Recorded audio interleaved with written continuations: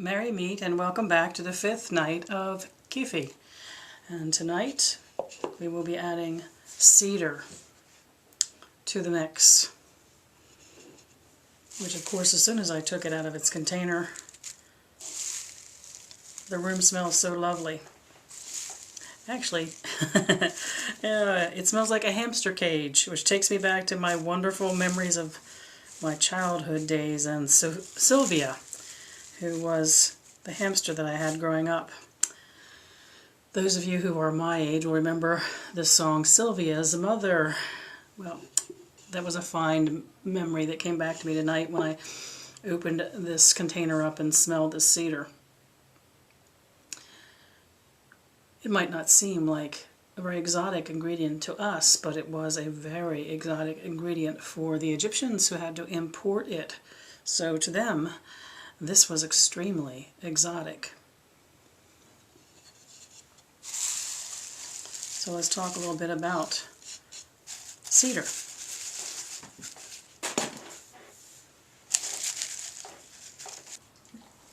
We're actually not going to be putting a lot of cedar into the recipe for the Kyphi.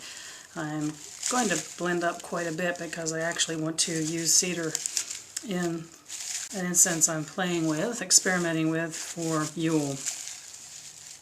So, cedar. It is also an element of fire, a creature of fire. So we now have the frankincense and the cedar, which will bring us the energy of fire to our mixture.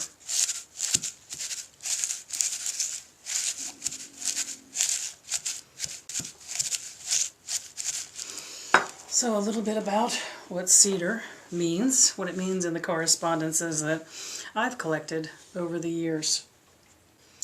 Once again, it's a cleansing and purifying botanical. So we do see it has that in common with the ingredients that we are seeing that are part of this traditional recipe. It has powerful correspondences of healing.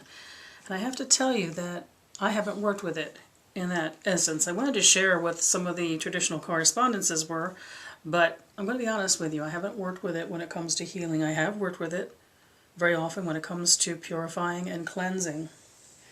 And I've also used it very often for protection, both physical and energetic protection. I have found it to be very, very powerful for that. It is known to be an agent of prosperity. And in this sense, it's not prosperity in the sense of it coming to you, but think of the aspect of fire, the invigorating aspect of fire. When it comes to prosperity and cedar, it is doing what needs to be done that leads to prosperity. It's very, very much about the actions which lead to the reward, you might say, of prosperity. So it's a reminder that there's work and sometimes hard work to be done. And it's aligned to prosperity in the sense of prosperity as a reward for work well done. It is specifically seen as a correspondence which eliminates negativity. I certainly have found that to be true in working with it over the years, both when it's in oils and when it's in incense form.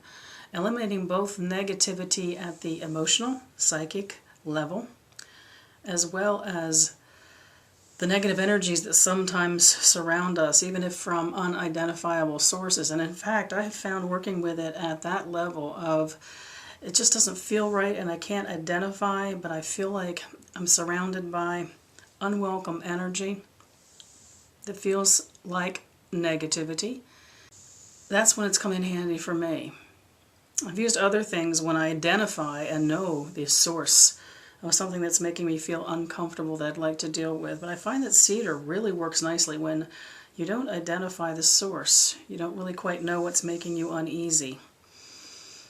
And its sense of purifying and cleansing, it can sometimes lead you to understand what it is that you were not able to put your finger on that was making you feel uncomfortable. But it also works well in dispelling energy that you never really know the source of it, but you just know you're surrounded by something that is unwelcome. Sometimes it's just a matter of calming yourself down and that energy goes away, and the aspects of cedar, which are that calming and healing, that kind of cleansing and purifying can come in really handy at a time like that. But I have found it to be a very, very powerful botanical to use when there is an unidentifiable thing which is making you feel uncomfortable, that you feel is surrounding you. And as a creature of fire, nothing about cedar is subtle when it comes to its power of protection or healing or purifying or cleansing. It is a most definite surge of power. Nothing dainty about using cedar. It's an interesting botanical to explore if you haven't explored it, because we don't think of it as being so exotic and so powerful, but it is amazing the abilities that it does have. It also has a very, very important aspect, which to me is one of its most important aspects, which is cedar brings you home. Cedar brings you down to earth. Cedar grounds you in a way. The power of the tree, of what it came from, is a very, very important aspect of what it can be in our magical work. So what's the concept of home? It's the place we start from, the place we belong, at our most natural self. And it's a place that we always return to. Always return to. So you can think of it as a power of returning to home. So there are some of the traditional correspondences for cedar, which are strengthening, making something stronger, cleansing something and purifying it, protection, healing, and an additional correspondence for cedar, which indeed I have found to be true, is love. Love in the sense of opening up and preparing yourself for it. It's not love in the sense of sensuality or passion, like some of our other herbs and botanicals have been so far, the resins we've used specifically. It is the opening up to that, knowing that you're opening up your very special, most intimate part, offering it even in friendship. It's all kinds of love. It's the unconditional love you have for a child. It's the unconditional love you felt coming to you from others. It's the love you have for your partner. I have found it to be an agent of opening up to love. You know, the first step in love has to be that when you realize that that feeling is within you, you have to be willing to open up to it. You have to be vulnerable. And I have found that cedar, when it comes to love correspondence, is very much about the opening up to love. So I'm going to be taking this down to a powder, and I will be thinking about all those correspondences of cedar, correspondences of love and strengthening, cleansing and purifying, healing, protection, prosperity, eliminating negativity, especially when you can't put your finger on what it is, and that sense of home, the place you start from and the place you return. You might get an idea by paying attention to those traditional correspondences and how I've explained that they have felt to me over the years, that cedar is not simple. It's actually a very, very powerful essence that can do many different things. And that's what I'm going to be holding in my thoughts as I take this cedar and reduce it to a fine powder. Now I'm not quite done yet. As you can see, I've got it down, but only to a certain extent.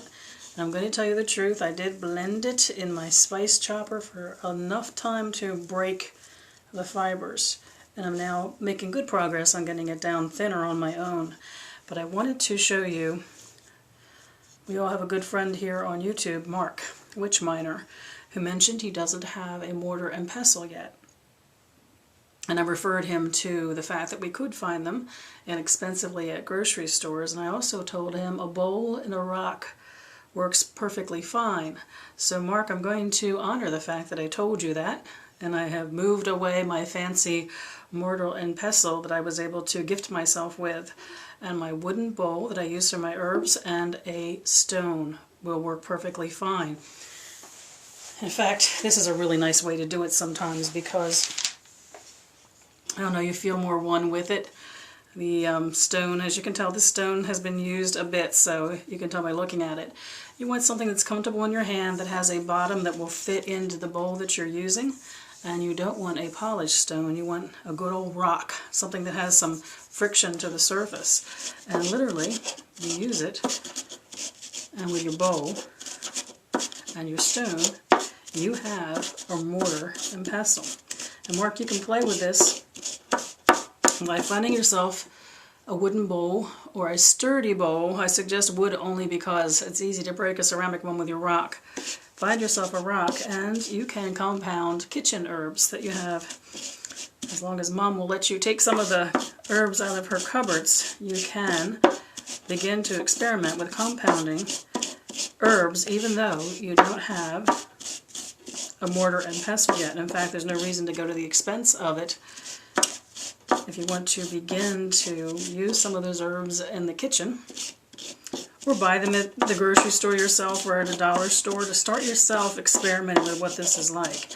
But know that you can do something as simple as this. And I wanted to share this with you to let you know that it wasn't just me telling you to use a rock and a bowl, but that it is delightful to use a rock and a bowl. So I'm going to turn the camera back off now and finish compounding this. And as you may have guessed, once again we're working with wood. The way fibrous material is, I won't get it all powdered down as much as I need it to be, so I will again sieve the powders out of it after I have finished working on this. And I'm going to keep using my rock because now that I'm doing it, I think I need to keep doing it. And I will sieve out enough of the powder, saving these fibers for other incenses I'm going to make separate from the Kyphi. So Mark, I hope this was of interest to you, and it gives you a little bit of freedom, my friend, to play a little bit with compounding a couple of herbs that are probably already in your house, in your kitchen. Things like parsley and oregano and mint and all those good things. And I do have a video that you can check out on making incense inexpensively that might help you with that. But find yourself a rock and a bowl and start going to it. There's actually been quite a bit of powder created as I've been talking to you and showing you this. Hope you enjoyed that, Mark. And for the rest of you, I will be back in a moment when I have finished compounding and sieving this cedar wood. So I welcome you back, and as you can see, I now have very fine sawdust feeling cedar. And no, I could not get the cedar we started with down to this. Parts of it were down to this, and I sieved them out so that I could have this fine powder for the Kyphi. So what is the, and by the way, Mark, I really enjoyed using the bowl and the stone, so thank you for inspiring me to do that. So what is the cedar in the Kyphi? The cedar in the Kyphi is specifically linked to cedar being known as the arbor vitae, the tree of life. It is very specifically the concept of what is rooted in the ground, in the earth, in the physical, and what reaches up and out of that to the heavens. Very specifically, for those of us who are Wiccan, who are making Kyphi, the cedar in the mix is the as below, so above. We all know the phrase as above, so below, and the power of that is it reverses, and is equally what is below is above. That is the specific power of cedar, which is going to be in the Kyphi. It does make use of the correspondences that are uplifting, upreaching, opening up, that are the traditional correspondences for cedar. And it makes use of the traditional correspondences of cedar to represent the home place. So it's the combination of this realm that we know best, because it is where we live and what we are creatures of, and the realm of above that we reach towards. So in the mix of Kyphi, Cedar is as below, so above. And for our Kyphi, we need 1 part of the Cedar. Probably have a little bit more than I need here. So we have our 1 part of Cedar.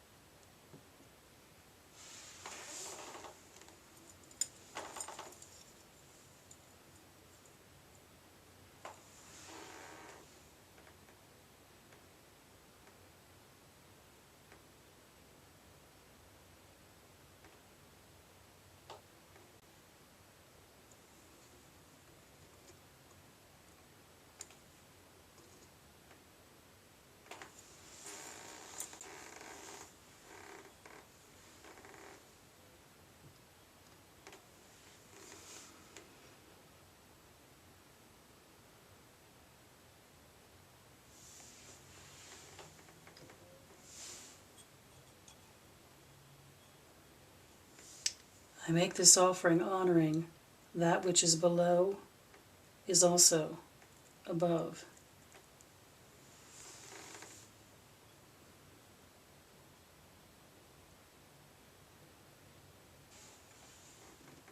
I make this offer honoring that which is above is also below.